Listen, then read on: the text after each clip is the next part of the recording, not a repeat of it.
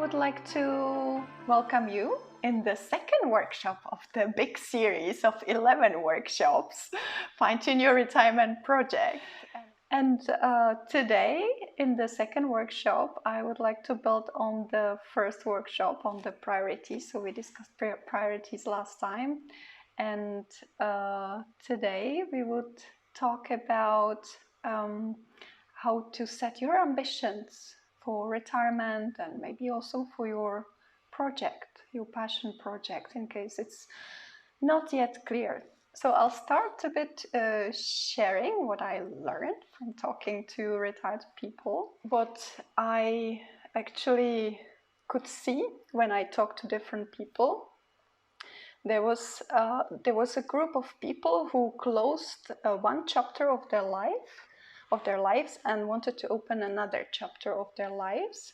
They had a plan, they had a goal. For example, one person wanted to study, it would be 5 years, but then the goal somehow seemed not to be the right thing for him, so he dropped it. So suddenly his plan went a bit away, and there was this open space, big open space, what to do now. And he shared, well, I really need to figure out what I want to do, because when I have a clear goal, I can just go after it and I have no doubts. But now it's like, it's kind of too open, too unclear. It can be kind of unsettling when we don't have something specific, something tangible, something clear, where we can invest our time and energy that can bring a bit of fulfillment to our lives.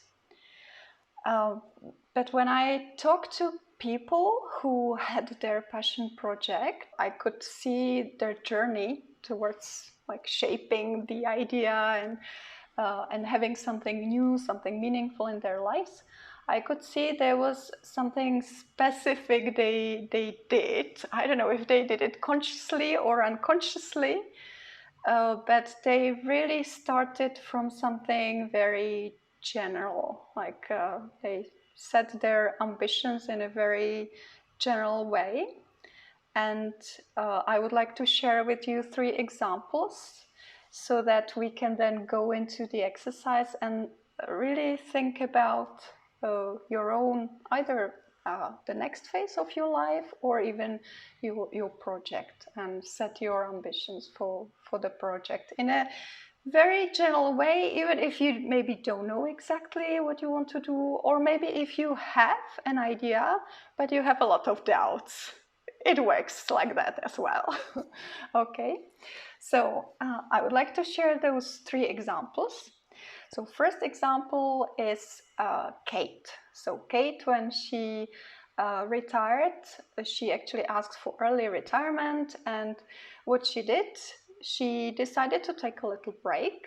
She had 2 projects. One was around her house, and one was around something unspecific, but she knew she wanted to support women in their career. She didn't know how exactly, but she had this idea. And then she was at a flea market and she met a woman. And so Kate was talking to the woman, and the woman turned out to be a coach, and Kate was telling her, I want to do this in the future.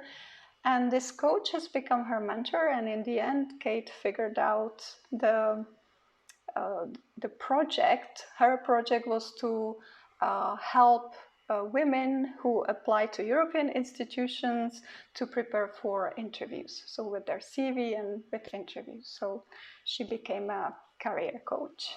The second story is about Peter, and I really like the way how he discovered his new project in his retirement. He decided to change his career already at the age of 60. I don't know why I have all the coaches as example, but he became a coach.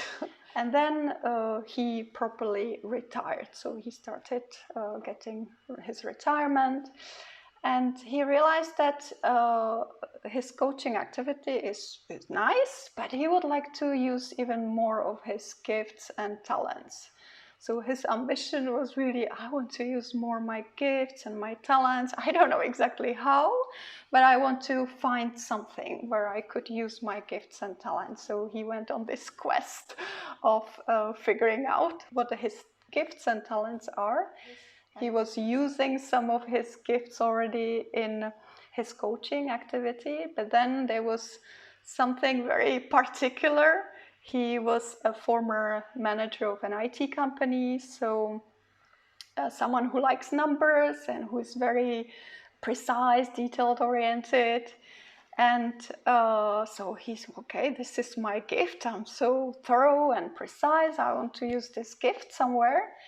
And then suddenly a friend of him made a joke. He said, you're my accountant, because he helped her with some invoices, blah, blah, blah. Then in a language school, they were looking for an invoice clerk. And he thought, well, okay, but that's something for me. I can use my gifts and talents there. So he proposed his services, he got accepted. I must say he's really enjoying it. It gives him certain structure in life. He's always busy the first 1 week of the month, but he works in a team. And the main thing is it has a different purpose. He didn't take the job because he wanted to be useful or he wanted to kill his time.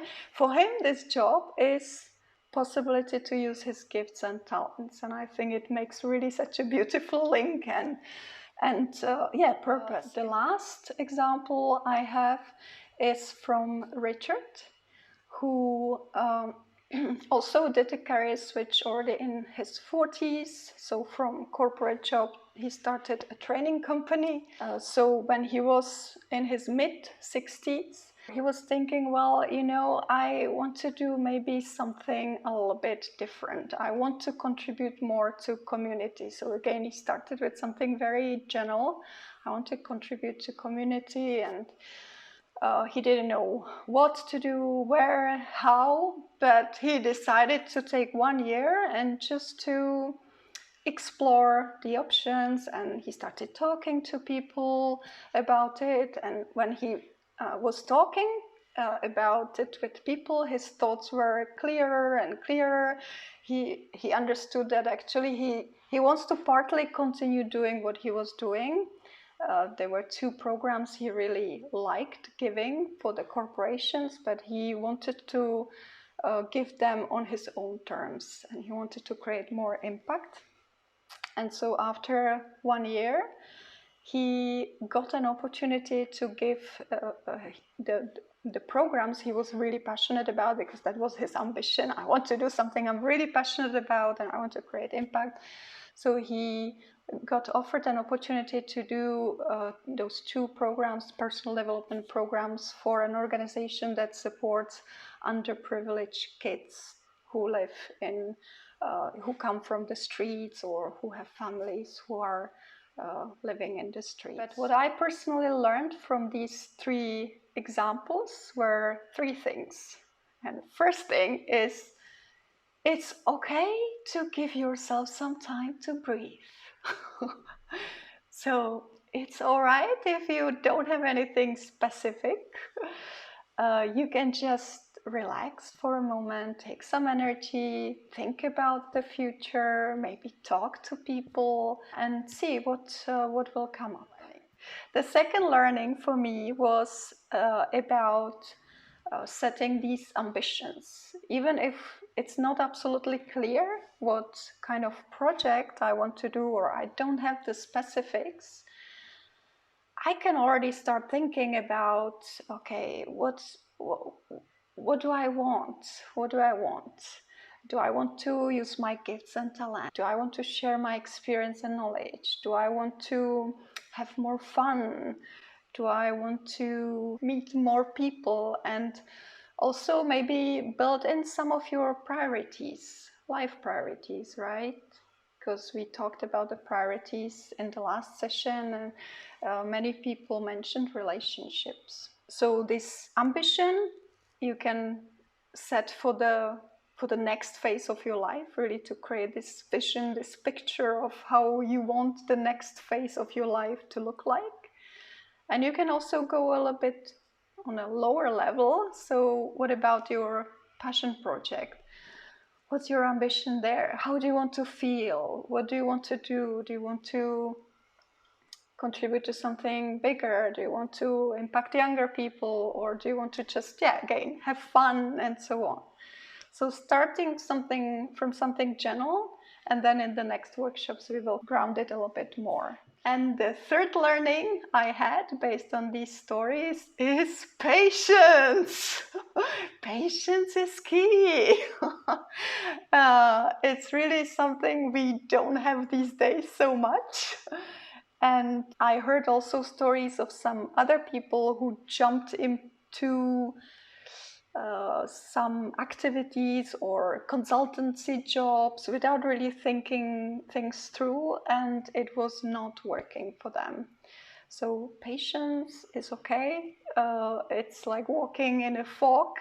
Sometimes you really need to walk very slowly to not to get lost, or when there is a new opportunity or new idea, you can just see it in the fog. So in this workshop, I would like you to explore your own ambition.